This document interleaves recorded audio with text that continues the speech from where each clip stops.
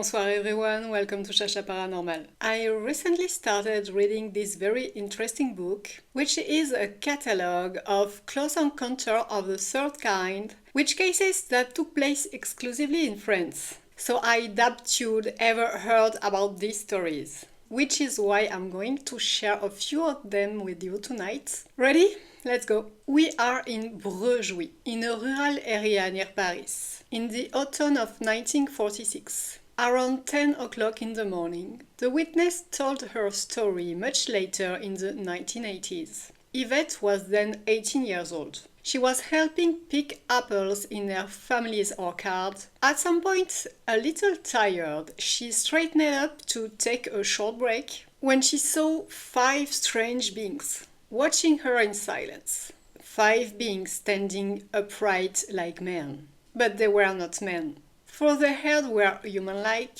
their bodies were covered in thick brown fur. They stood motionless, making no sound. They stared at her. The young girl screamed and dropped her basket of apples. She ran away, terrified. She sprinted all the way to her family home. Worried, her father and a farm worker rushed to the spot where Yvette had seen these monstrous creatures. But they found no one.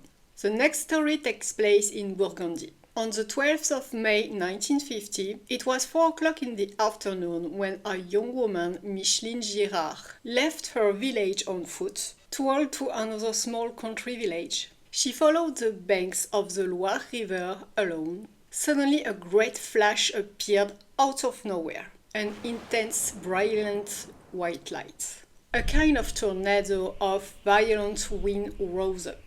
Micheline shivered from cold and fear. A high-pitched scream echoed across the countryside. The treetops bent under the force of the wind. Branches and grass swayed violently. Then Micheline noticed a strange, unpleasant smell. Something acrid and acidic, like anything she had never smelled before. But the whole phenomenon lasted only a few brief moments. Everything stopped as suddenly as it had begun, and it seemed as though all was back to normal, so to say, because the most terrifying parts had not yet happened. Micheline kept walking through nature. Then suddenly, from behind her, she saw 2 enormous hands appear in front of her eyes. Before she could ever think, those frightening hands grabbed her, pressing tightly on her face and neck. Pulled backward, she felt the hard, cold body of the creature attacking her. Its skin smooth and icy like metal, almost as if covered with scales. Micheline was terrified. The unknown being pulled her backward by the head, along the path, then into a meadow. Desperate, she began to say a prayer. And at that exact moment, the thing behind her quickly released her and fled with a faint rustling of leaves. Petrified, Micheline turned around, expecting to see a large bipedal animal or a very strange human, but there was no one. Nothing to see. The thing had vanished. And yet, right behind her, the tall grass and nettle flattened, as if under the hurried step of someone she could not see. Branches and brambles moved aside, as if to let an invisible body pass, then returned to their original position. It made no sense. But Micheline was deeply shaken. She needed help. She ran to the lock-keeper's house, the first one along her path. At that same moment, another flash of intense white light broke out. A new howl of wind nearly knocked her off balance, and the strange smell returned. The poor young woman felt an electric current run through her entire body. For a brief moment, she was completely paralyzed. Then, in just a second, everything went back to normal, if we can call that normal. The lockkeeper couple, who had also seen the strange flash moments earlier, took care of the young woman and examined her injuries. She was in shock and had finger marks imprinted on her neck. Later, she suffered from nausea and severe abdominal pain. After this terrifying incident, her family went to the gendarmerie to file a report for attempted abduction.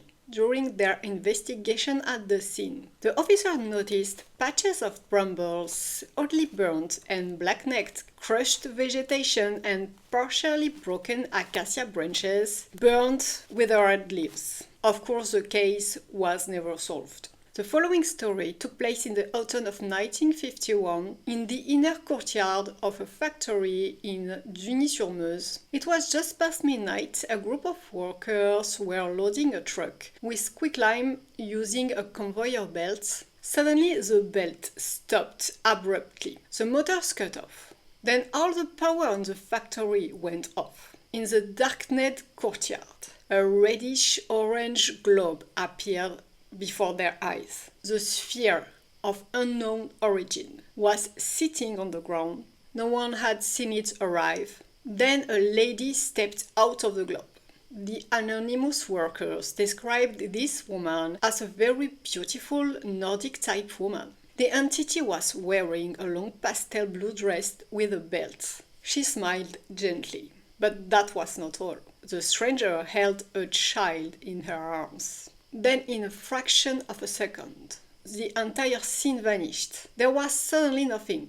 The workers were absolutely stunned by that they had just witnessed. At that exact moment, the men were struck by an intense and inexplicable cold. They said the air felt as freezing as the inside of a cold storage room. Then the factory lights flickered and came fully back on.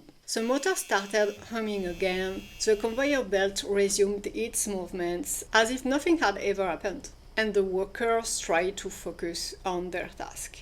And 24 years later, in the same village, a similar event occurred again. On Saturday, the 21st of June 1975, a group of village children went to play near a small stream. They were between 7 and 12 years old. Around 5 o'clock in the afternoon, they stopped playing to have a snack. After that, they used bits of paper and other wrappers to make a kind of boat to float on the stream, a little pollution boat, if I may.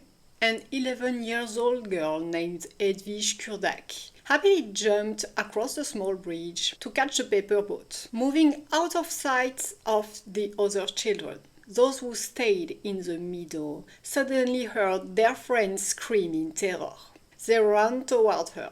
They found the little girl standing in the water, frozen stiff, terrified like a statue. As if in trance, Edwige was staring under the arc of a small bridge, looking at the same direction. The children saw a sort of strange blue, misty smoke fading away. Then they helped Edwige back onto the bank. The little girl burst into tears. She said she had seen a lady appear. A very beautiful lady with long blonde hair. Her tall figure dressed in a pastel blue gown. The woman had smiled at Edwige, reaching out her hands. One of the strangest details was that the woman was barefoot and floated slightly above the water. Later that afternoon, Edwige's parents were very worried to find their daughter completely traumatized. They took her immediately to the doctor, who confirmed she had suffered a severe psychological shock. He gave her a sedative to calm her. The next day, Edwige was still too shaken to go back and play near the stream. She finally returned there 2 days later with the other children. Curiosity won over fear, and the little girl decided to go alone to the exact spot where she had witnessed the strange apparition. And the incredible happened. Or rather, happened again. The strange lady reappeared, exactly as she had 2 days earlier. The beautiful lady raised one arm toward the sky. Once again frightened, the girl called out her friends, so they could see for themselves that what she had seen was real. By the time they arrived, the lady had already vanished. One little girl just had time to hear a very strange sound, like the whistling of an incredibly powerful wind, cracking the branches as it passed. Another little girl said that she had seen a strange blue mist disperse under the bridge. Soon after, the story appeared in the press and hundreds of curious onlookers came to the site. There was never any official explanation. The church did not recognize the event as a Marian apparition. After that, the children and villagers fell into total silence. The next testimony comes from a worker named Pierre Mercier. It was the autumn of 1954 near Consigny. Late in the morning, Pierre was riding his bicycle to his mother's house. Suddenly, by the roadside, at the edge of a wood, Pierre saw what looked like a strange object.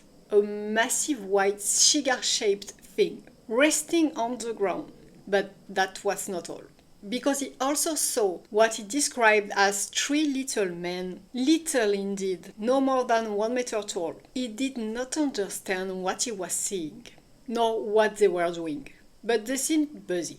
One of the creatures appeared to be pulling a rope lying on the ground, but the absurd scene lasted only a few seconds, for suddenly Pierre saw the craft take off and disappear at an incredible speed. He didn't even have time to see whether the little beings disappeared with it. Maybe they just took an Uber. The next story made me laugh quite a lot. I hesitated to include it in this video, but they say you only live once, so. The unfortunate event took place in Joinville-le-Pont near Paris on the 25th of September 1954. Around 9:15 in the evening, that night a Parisian businessman named Louis Perret was walking with a friend along the riverbank about 20 steps ahead of them. An object suddenly appeared, flying silently toward the ground where it landed. Two small humanoids came out of the craft. Two beings with faces covered in hair. Then a strange beam struck Louis, who felt paralyzed, frozen in place. One of the two hairy dwarfs took advantage of it, rushed toward Louis, tore off his trousers, and immediately fled back into the ship with his colleague and with the trousers. The craft took off vertically and disappeared as suddenly as it had come. I can only imagine the poor witness going home without his pants. That's pure defeat. And the last story also made me laugh, but for different reasons. It happened in the countryside of Oise, also near Paris, on the 1st of October that same year, just a few days later. It was 7:50 in the evening. Ernest Delattre, a 19-year-old mechanic, was riding his motorcycle home. He saw horizontally in front of him something very bright that reminded him of a star, but it wasn't a star, because the thing was moving. It descended toward the ground, changing colors, a sort of phosphorescent bluish-gray, and the object landed near the roadside. Ernest could finally see its shape. It was a mysterious ovoid craft, about 5 meters wide, and it made no sound at all. But Ernest suddenly panicked when he saw its occupants. Next to the UFO stood two very strange figures, about 80 centimeters tall, shapeless, without defined outlines, which the witness described as potato sacks. And these living potato sacks began moving toward the road. Ernest seemed to realize there were more of them, many of them, more and more potato sacks to come. That was too much. He fled, accelerating. Meanwhile, the craft took off again. The object followed Ernest for only a few seconds before vanishing. The gendarmes later took his testimony, one among several, because other nearby residents had also seen the same flying object that very day at the same hour, and went to the gendarmerie to report it. That's all for tonight. Let me know in the comments which story was your favorite. In the meantime, don't forget to keep an eye on the sky, and I'll be back soon. Bye!